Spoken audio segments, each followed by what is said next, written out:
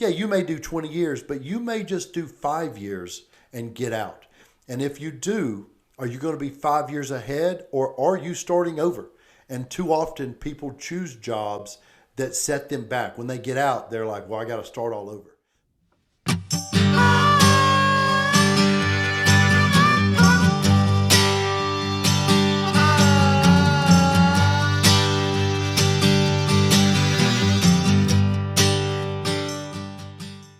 All right. Okay, here we are, episode 3 of Living with No Excuses. I'm excited that we've made it this far, Stephen. We have. I'm on day 22, Noah, of cold plunges. Whoa, I forgot about you doing the cold plunges. We've been out hiking and getting ready for our vacation. Of course, now that trip is changing, but for Christmas, I got Amanda. We're taking the family. We were going to Zion National Park because I was like, we're going to do Angel's Landing or whatever it is. And I just thought it sounded cool. And then when I pulled the video up to show her, the first thing it said was, how many people have died on Angel's Landing this year? I'm like, oh. So then Amanda the other day was like, hey, I love the trip you planned. She said, I'm going to make some minor adjustments. There's a lot of places to go and hike and things we can do that aren't as dangerous. I'm like, hey, I have no, Amanda's going to decide. Okay. Look, I just, yep. And I'm like, hey, whatever you want, babe. This is your gift. Let's do what you want with it. But yeah, we've been out hiking, getting out. It has been colder. So the other day, we didn't go and hike anywhere exciting. We stayed in the neighborhood with the baby. But it's still quality time together, right? Hey, yeah. We're still when I think of the cold plunges, it's one of my 70-year-old clients. She's coming with me next week. We're going to go to a sauna and a cold plunge. And I think of the friends that I've went with this week. And it's the quality time together. Like that's what life, like that's the beauty in life to me. I love it. So well said. Thanks. This week, I love quotes. We're going to start it with JFK, who once famously said, ask not what your country can do for you, but what you can do for your country. With the presidential inauguration and service to one's country being top of mind this week, we thought we'd dive into Noah's time of service in the Marines. I told you I'd say Marines. What? No reaction. He was in the Army. So earlier this week, I asked Noah, what are 5 lessons he learned from his time in service? And he gave me 5 categories, to which I got questions for each. So are you ready, Mr. Noah Galloway? I'm ready. Let's do it. Okay. So you said pushing through limits. Question therein is with resiliency and, personal growth being at the heart of this podcast. What's a time during your military service which taught you to push beyond your limits? One of the things that I really loved about being in the military, especially as an infantryman, was I learned your brain will tell you to stop long before your body will quit. And, a lot of times that's your brain protecting your body, and that's great. But in the military, I learned that those limits are much further than you think they are. And that was one thing I enjoyed was, learning that, hey, there are many times my brain was like, what are we doing? Why are we doing this? But my body just keeps going. And I love that. And one of the examples that I wanted to share was you want to earn your EIB. That's your Expert Infantry Badge. And this is, it has everything from weapons handling, medical aid, navigation. You do a 12-mile road march with a, carrying weight. You do a fitness test, all these things to earn your EIB. And an example that I found online was it talked about how once an example is at Fort Jackson, 99 candidates attempted it, 23 passed, and then 7 went what's called true blue. That means you made no mistakes.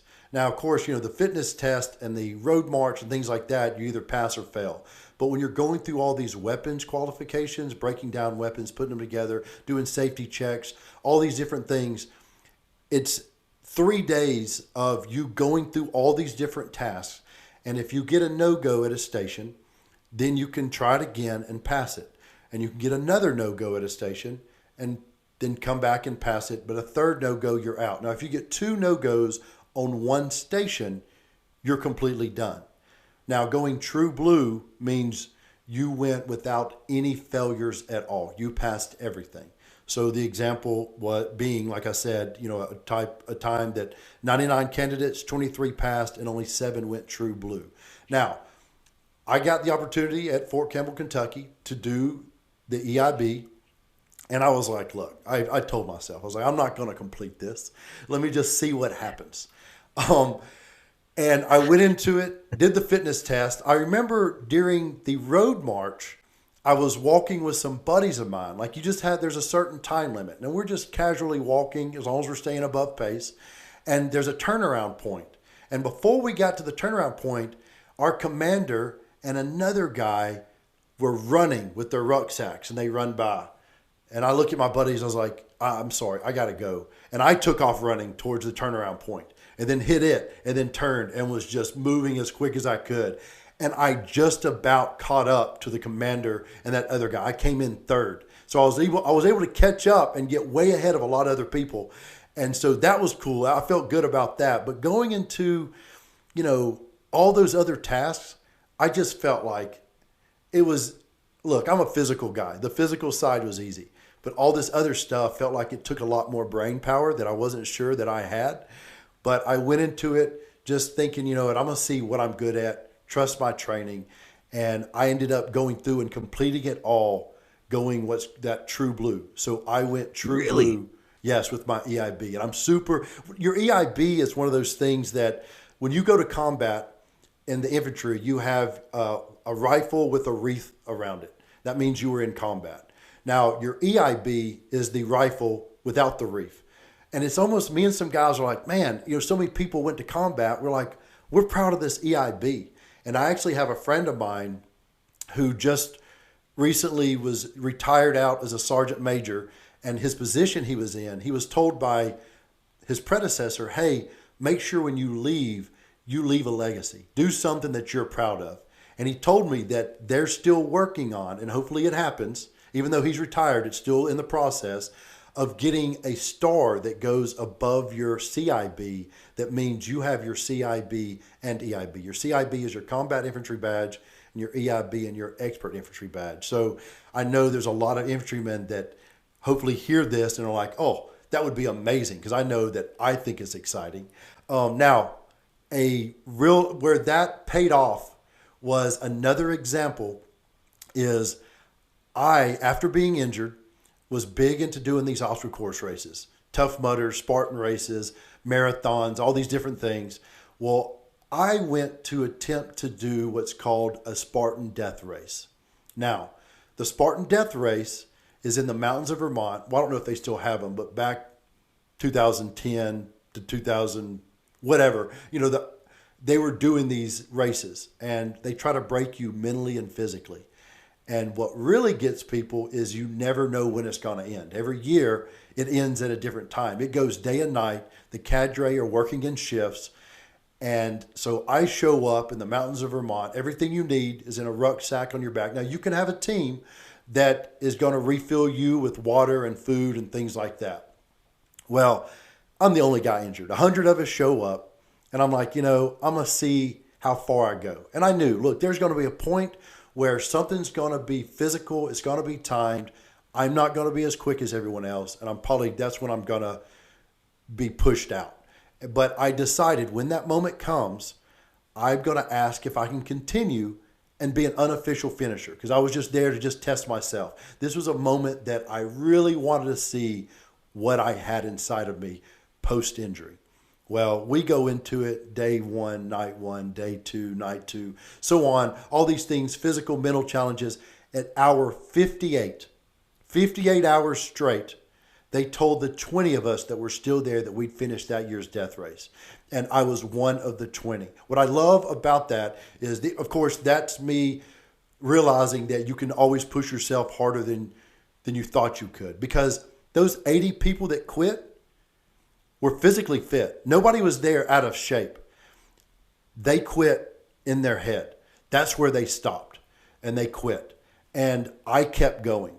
So that was a proud moment for me. And that was one of those races, one of those monumental moments that was good for me. And that's what caught the eye of Men's Health. When I became the ultimate guy, they called me the ultimate guy, put me on the cover of Men's Health. That's what caught the eye of Ellen DeGeneres. And then all these shows wanted me. And that put me on Dancing with the Stars.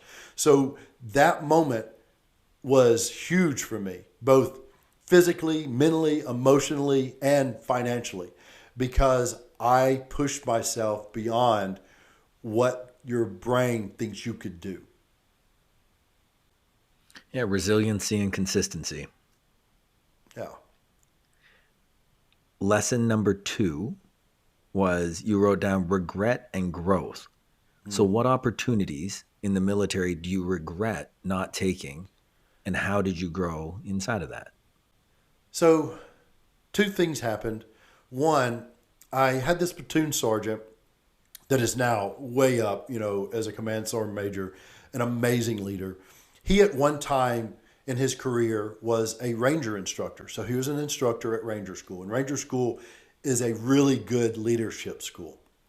And he told me one day, he goes, Noah, look, Ranger School is nothing but a big suck fest. Like, it just sucks. He goes, and some people enjoy that. You're one of those weirdos that enjoy that stuff.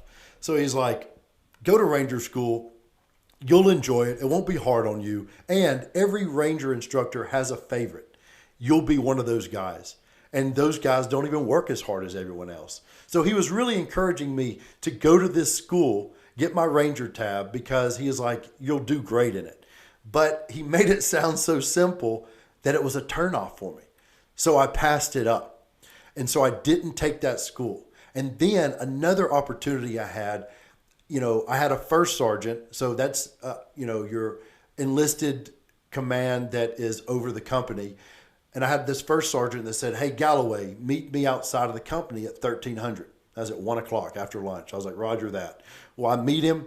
We start walking to battalion. As we're walking there, I'm like, hey, first sergeant, where are we going? He's like, we're going to a Delta Force briefing. And we go to this briefing, just a handful of us. And when we get done, he's like, you and I are going to try out for Delta Force together. I'm like, well, I was like, look, I have already put in the packet. What's Delta Force? What are you going to say? Delta Force? You don't know because you don't need to know. Okay, so is Delta Force like the Army's equivalent of the Navy SEALs? Way better. Look, nothing against Navy SEALs, but when you meet a Navy SEAL, look, I love Navy SEALs. They're awesome, but they're going to tell you that they're a Navy SEAL multiple times. Delta Force guys, they don't talk about it. I have a buddy of mine that we were friends for several years. I had to find out from someone else that he was Delta Force. Like, these guys are the top of the top. You know what I mean? Like, Navy SEALs may argue that, tit for tat, whatever. But Delta Force, in my eyes, are the top dogs. So anyway, I had already filled out the packet. I knew I wanted to go special operations. And I was running around with a bunch of guys from 5th Group. In Special Forces, you have your different groups in the Army. And 5th Group is at Fort Campbell, Kentucky. And I was running around. We had Jeeps. And these guys were always like, when you come to our side? I was like, soon. Like, I've already done the packet. I've done the fitness test. I've done the physical. I'm just waiting for the school to open up for selection. You go to selection. If you get through it, then you go to the Q course. And then you try to get on a team. Well, I told my first sergeant, I was like, look, I'm waiting for selection for Special Forces. I'll do it. And from there, I'll go to Delta Force. Now, the regrets that I feel came from that. One, I tell people all the time now, especially, in the military, if you get a chance to go to one of these schools, I don't care if you fell out day one. That means you've pushed yourself harder than 99% of the military. Most people will never even attempt these schools. So going to it, just getting there to day one says something. And you're better because of it. And I didn't do it. And then I feel like I should have not have been afraid to just take my shot and go for, I don't know if I'd have made Delta Force, but what would it have hurt to attempt? I should have tried. My grandfather always said, you already have no by not trying, by not asking. Yeah. I feel like I should have done it. Just the other day, I was with a retired 2-star general that was a commander over Delta Force, and spending time with him was amazing. Great guy. We talked about things we experienced. We chewed on the same dirt in Iraq, and we knew a lot of the same people. But at the same time, when we left, I told a friend of mine, I was like, man, I don't know if I would have ever been at that level, but I wish I would have tried. I wish I would have tried. And you're right. Like you not trying is something that I'm always going to live with. Yeah. You always have no by not trying. Yeah. Yeah, there's that. That's an amazing lesson. Just put it out there, try, and Yeah. you're better for it by trying, because by trying, at Yes. least you know if you would have succeeded or not. By Yeah. not And you know trying, what? you just have Not doubts and regret. Yeah, and here's the thing: is just like Ranger School, just like selection. If you don't make it, hey, they're meant to be hard. You know what I mean? That doesn't mean you're not. You're still a better soldier. Like I said, most never even try. They don't even want to be part of it. They're like, nope, not for me. You know what I mean? So it's like the fact that I was so just But that's hyper okay too. focused. No, Yeah, no, like if failing out is somebody just okay. like if Like that's what somebody I'm wants saying to is, I be wish. infantry, go for it. Oh, Why oh not? yeah, no. I don't have a problem with anybody going and doing other jobs. There are so look. I've told my kids. I was like, look, the job I had, like most of the military does not do what I did. The infantry is a small portion of the military, and so you have all these other jobs that are critical and important that have different importances. Hey, look, most of those people are smarter than I am, so like I'm not hating on anybody for choosing a different job, It's and almost they like a don't get big blown body, up. eh? And every Do what? every every I said it's almost like a big body, and every component supports Every another. everything. There are so many jobs in the military, and everyone are extremely important. So number 3, you wrote sacrifice and brotherhood. Question is, how did the military teach you to value sacrifice? So I turned down those opportunities for Ranger School and Delta Force at that time because I was wanting to go Special Forces to do, to get into fifth group. And here it is. I end up on my second deployment. We're in the Southwest Baghdad, Triangle of Death, an area that it earned its name. Like every unit that had been there before us took a beating. When we got there, it was no different. We lost a lot of guys. Like it was a rough deployment. And while I'm there, the battalion commander rolls into our area. He rarely came to our area because it was dangerous and he didn't want to be part of it, I guess. I don't know. I have opinions about him on another discussion. But he rolls in and he's like, Galloway, pack your stuff. You've got selection and scuba school. Now, because I had put in for scuba school, which is strange to go from Fort Campbell. I just read it was a difficult school and it was an option. And I was like, oh, I want to do that then if it's hard. So it wasn't that when I turned down the others, it's like I wanted to do what was challenging. And so anyway, he came and said, hey, you came up for selection, so pack your stuff. You're going back to the States.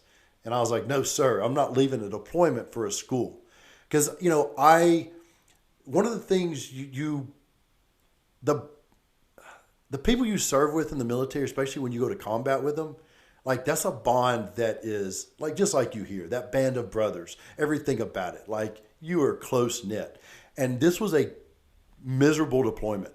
And I just could not justify leaving, even though it was something that I had been pushing everything else aside to do. I thought I'll do this after this deployment. Now, I didn't know a week later I was going to get hit and lose my arm and leg and the career was going to be over. But to this day, I made the right decision because I could not have looked my buddies in the eyes today if I would have chose to leave. Now sometimes people do that and it's for different reasons. Like I'm not hating on people that have things come up and they leave. That happens. I didn't have a reason to leave except for that school and I turned it down because I thought I'll put it off.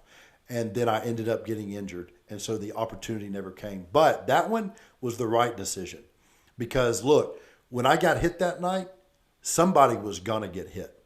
And, you always hear those moments where people said, why them? Why not me? I see me getting hit that night as it was for me. You know what I mean? I grew up I grew up with a father with one arm. So that's something that hey, benefited me when I got injured. And so me getting injured and having what happened to me happen, I'd rather have been me than someone else. I felt like I've handled it well. Even the struggles, like I want the struggles to be on me.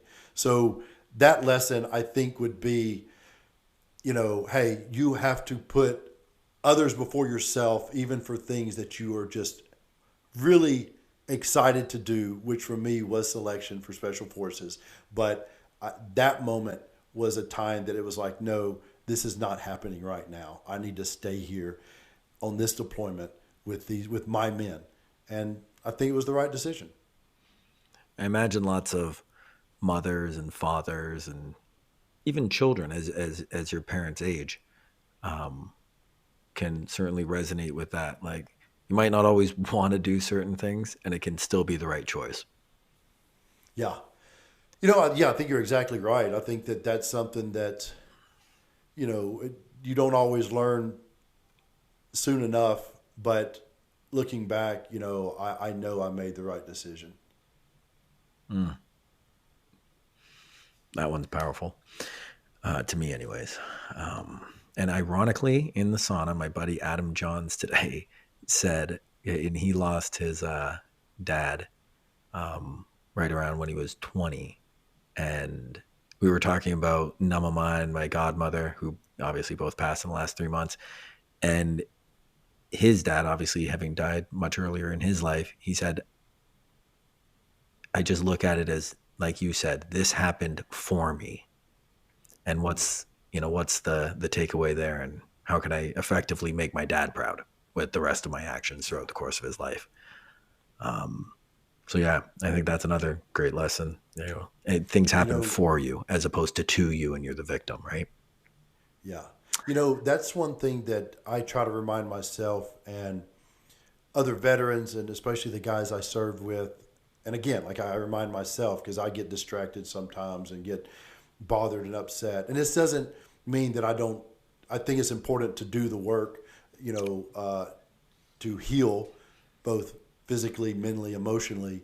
But that I also feel like me coming out injured versus the guys that we lost there, Hmm. I'm sure them and their families would take them missing a few limbs instead of losing them. And I feel like, me and my buddies constantly remind ourselves, hey, then we have to live for them and make sure that we're doing our best in life, not wasting this life that I was given another chance. And so everything I do, I want to make sure that it's in honor of those buddies that I lost. Mm. That is honoring that brotherhood and sisterhood. That's beautiful, brother. So number 4, you had leadership under stress. So what's an example of leadership that excuse me, I'll do that again. What's an example of leadership that left a lasting impression on you? All right. So we're in this area that we've taken a lot of casualties, and even after I'm injured, the casualties continue. It's just a rough area. We're in a farm area, so they're capable of putting a lot of roadside bombs, things like that, buried, hidden, like things are booby trapped. Like they have the opportunity to be as aggressive they want because there's less civilians in the area to take casualties on. Well, we had a moment where, look, somebody had sent an anonymous call and sent some MPs, that's military police, a group of MPs, on this just random, what's the word I'm looking for? Like looking for nothing. They're like, hey, like someone calls in and says, hey, there's a shallow grave somewhere or something or whatever. And so they send these MPs out to go check it out. And they come through our area. And some buddies of mine admitted that when they came through one of our checkpoints, they started criticizing them and being hard on them. And y'all shouldn't be here. This is too dangerous for y'all. Well, you're not going to tell a group of soldiers, MPs, that something's too dangerous for them. They're like, okay, let me turn around. They're like, no, we have something we're going to do. And so they gave them a hard time. Then they went on down, and they went down this road called Route Caveman. And it's this long dirt road. And as they're rolling down it, there is an improvised explosive device, an IED, buried under the ground. And it's massive. And when one of these Humvees rolls over it, it detonates. And we are at a location not too far away. We hear the explosion. We're like, what in the world? So we all jump in Humvees. Boom, we go flying out there. We come pulling up. And as we pulled up, I remember a helicopter had just landed and then boom, took right back off. Well, that happens. We run up. There's a hole in the ground. Like literally at one point I'm in the hole, like it's, head level. So this Humvee is destroyed. Everything in it, 1 million pieces. And like I'm literally, me and like 2 other guys, we are picking up, we pull a torso out of the bushes. We were doing this. We're grabbing this. This general shows up and he just starts barking orders at my lieutenant. And I come walking by and I have both hands full of flesh and I'm just not having it. And I lose it. And I just snap on this general. And I'm like, sir, you need to chill the out. We've got this. And I start listing off sensitive items that we found, how many we're looking for, this and that. And the whole time, like my lieutenants, I remember looking over at him and he's looking like, oh crap, what are you doing? Like, shut up. You know what I mean? But then I just say what I have to say and I walk off. Well, then shortly after that, I'd taken my gear off. I'm in the canal. I'm in the water. I pull out a 50 cal that is literally buried into the other side of the canal. I pull it out. I go underwater. I'm getting 50 cal rounds, anything that they can use against us, I'm pulling out. I'm passing it up. Well, then I come out of the water. And at this point, our battalion commander had showed up and he goes, hey, crazy guy, general wants to see you. Now at this point, I'm like, oh crap. This is where I'm going to get it handed to me. Rightly so. I come walking up to the general. Well, in the military, there's a thing called getting coined. A lot of leadership have their own coins. So this general has his coin that has his name, his star on it, everything. And it's something that's an honor to receive. And I see him pulling his hand out of his pocket, and you shake hands when somebody gives it to you. And he sticks his hand out and he's coining me. And as we're shaking hands, he's like, he goes, thank you for what you and your men have done here. And I hope the rest of your Thanksgiving goes better. This was Thanksgiving Day, 2005. Well, I grip his hand and pull him in real close to me. And then we're eye to eye. And I say, hey, sir, you take care of those men. Because there was 2 other vehicles that were behind those vehicles. I said, you take care of those guys of yours. They're a little shaken up from today. And he looked down to my name and rank, and it was Velcro, and I never wore it. And he looked back up at me. And he goes, Roger that. And he walks away. And I'll never forget, I turned around and one of my men were like, are you serious?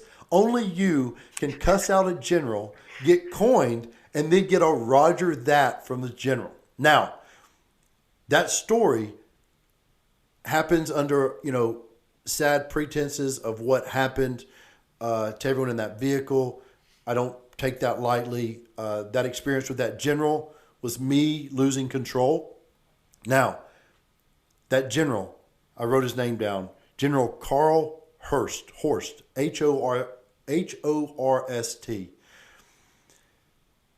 could have pulled rank. He could have flexed that rank. He could have come down on me like a black widow in heat, but he didn't. He knew as a good leader that we were emotionally stressed already. And there was a lot going on leading up to this day. And he chose to treat it with respect. And I'll never forget that. That man, like that moment, I won't forget, not because of my arrogance, but because of his response. That is a good leader. It's hard to have someone talk back to you when you're in charge. But again, he knew what we were under. He knew what was going on, and he didn't let that affect him. That is real leadership. And that I am so grateful for. In fact, I looked him up today just to see where he's been and where he's gone. And I actually found out he wrote a leadership book. I think it was called like Common Sense Leadership. And I ordered it today. So it's not in yet. As of recording this podcast, I haven't read it yet, but I'm excited to read it because that man and his ability to lead, I know that I'm not surprised that he continued to do amazing things because that was super impressive. And that is a lesson in leadership that was powerful for me to, hey, you got to know what those people under you, the pressure they're under, and don't take anything personal. That's good leadership. Yeah, he could have easily, like you said, pulled rank and escalated the situation, which would have... The look on my lieutenant's face. In fact, I had texted that lieutenant, Jerry Edson. I texted him today because I was like, hey, what was that general's name? Because I actually lost that coin. When I got injured, before they sent my stuff off to the States, the building we were living out of burned to the ground, and all of my stuff was in it. And that coin, of all the coins I've ever received, that was the most important to me just because of what it represented. And I don't have it to this day, but it doesn't matter. I have that memory, that moment, and that example of leadership that is embedded in my brain. And I'm so grateful for it. And, but the look on Jerry, when I brought it up, he was like, man, that was a crazy day, because he was like, what are you doing? Like he panicked because of the way I was acting. But it is what it is, I guess. It would be amazing to have some of the guys in your platoon on the podcast one day. I'd love to hear more of those stories. I imagine our listeners would too. I think that is a great idea. I think they would love it as well. You know how you were saying, okay, so General Horsch, I hope I said his name correctly, kind of took a pause from you, in your own words, being a little more arrogant and kind of blown off your top a little bit, and addressed it later. Ironically, another lesson from Adam, he once, I was like, what do I say in this scenario? And he goes, well, whenever I'm in a difficult conversation and I don't see it going anywhere good in that moment, he said, I'm going to take a little pause on this conversation, not because I don't respect you or want to finish the conversation, but just I know I'm not going to respond my best with how I'm feeling right now. And let's revisit this tomorrow morning at this time. So he gives the other person a date and a time for when the conversation is going to be continued and ideally completed. It's funny that all these lessons from Adam today as well. Adam, and that falls perfectly in line with, as a parent, they say, don't ever punish when you're angry. Take a moment, make sure you're calm and collected. Because I've been guilty of that many times with my kids. And since I've corrected that, there have been too many times in the past I was trying to correct my kids and I lost my cool, and then my anger canceled out everything I was trying to say. And since I've gotten calmer and I take a moment and then address it, it comes over much better. They may not still like what they're hearing, but they take it better, and then I get my point across. So not reacting when you're emotional is the key to it. Love it. Okay, so number 5, you had written down choosing your path in the military, and this one to me seems a little more like advice than necessarily a lesson. Maybe it's a little bit of both. But what advice would you give someone considering joining the military? Well, I don't have a cool story with this one. This is just because I come across a lot of young men and women that want to join the military, and they ask my advice. And just like my son who joined the Coast Guard, I was like, look, a recruiter's job, they're getting pressured from their higher ups to fill slots. Like if the military is lacking on truck drivers or, maintenance or, mechanics or infantrymen or whatever it is, they need to fill those slots. So they have a job to do. Now, as a new recruit, you have to move past that. You need to choose a job that is meaningful to you. Now, there's a lot of jobs to choose from. They're not always available, and not everyone qualifies for those jobs. So find out what you're qualified for. You need the recruiter for that. What do you qualify for? What are available? And then think hard about what you choose, because a lot of men and women join the military and then get out, and then they're frustrated because they're having to start school all over or do something. They're starting back over from the beginning because they didn't think about, hey, what job you choose? Yeah, you may do 20 years, but you may just do 5 years and get out. And if you do, are you going to be 5 years ahead, or are you starting over? And too often people choose jobs that set them back. When they get out, they're like, well, I got to start all over. So that's stressful, and that's hard on a lot of people. Now, what I'm hearing is choose a job that will serve you in civilian life as well. Yes. Now, recruiters may tell you, hey, you can change this down the road. Yeah, there's a small percentage of times that you can change your job, but don't count on it. Don't count on it. You're signing a contract, a legally binding contract. You are in. And that is, so that can be terrifying to a lot of people. But when you get in the military, once you get through basic training and all that, it's a pretty easy job. Like there's good job security. You're going to get paid whether you're working or not. And a lot of times the jobs are pretty easy. And, I don't ever see a reason to get out. I've never met a veteran who got out without being injured or something like that and didn't think later, oh, I should have stayed in. Because guess what? 20 years is going to pass whether you stay or not. And it actually goes pretty quick. Mm-hmm. All my friends are retiring because that 20 years is up. And some stay in, do longer, whatever. But staying in, the benefits you receive, the retirement, it's invaluable. My son wants to do law enforcement, in the Coast Guard, and he's waiting for that school to open up. And I remember before he joined, he was like, when I'll go in, I'll do the law enforcement, I'll get out, and I'll become a police officer. I was like, no.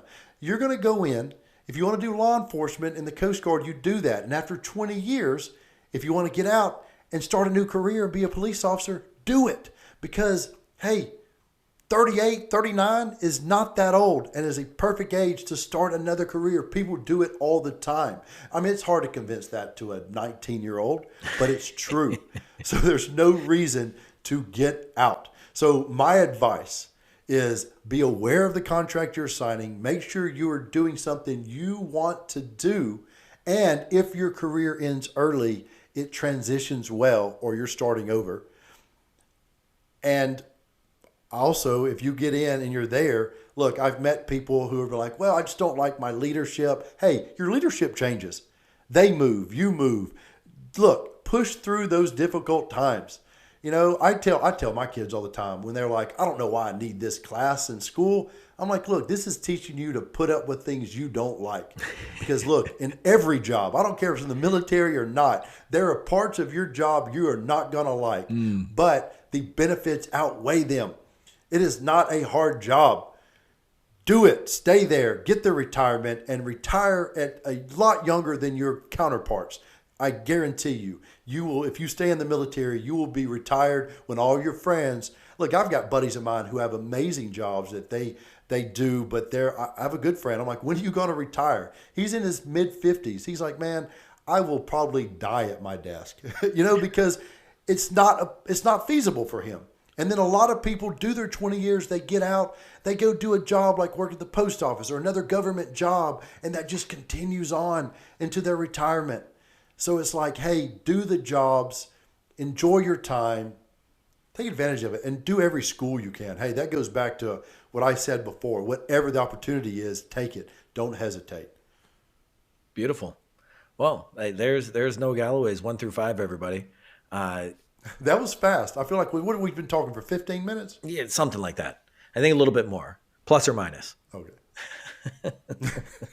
Okay, so tell the people we got a couple cool people coming on the podcast. We're recording with Noah's therapist later this week. Yes. That'll be an interesting one. I don't know if everybody on the is. I'd love to know if the listeners, uh, if you're going to therapy, if you view therapy Yeah. as Have you thought a about it? weak thing, or if you view therapy as exercising your emotional muscle, no different than going to the gym and exercising your physical muscles.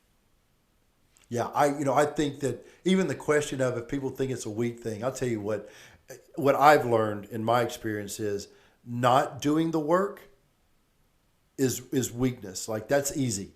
Doing the work is hard. Doing the work is hard, but it's worth it. Now, my therapist isn't going to show up and start airing my dirty laundry.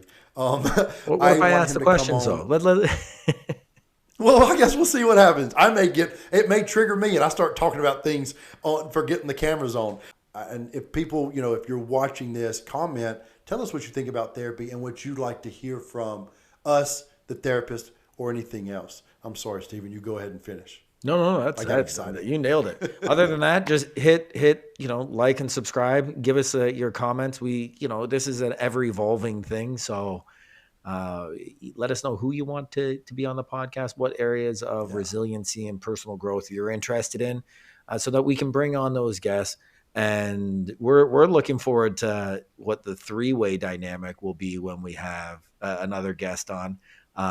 If you have other avenues that you want Noah to talk about, let us know that in the comments below as well. And if you made it this far, thank you. And maybe tell somebody you love them this week, because or that you care about them, or try to do something good for a stranger. That's all I got. We're just going to keep living with no excuses. We encourage you to do the same. Later.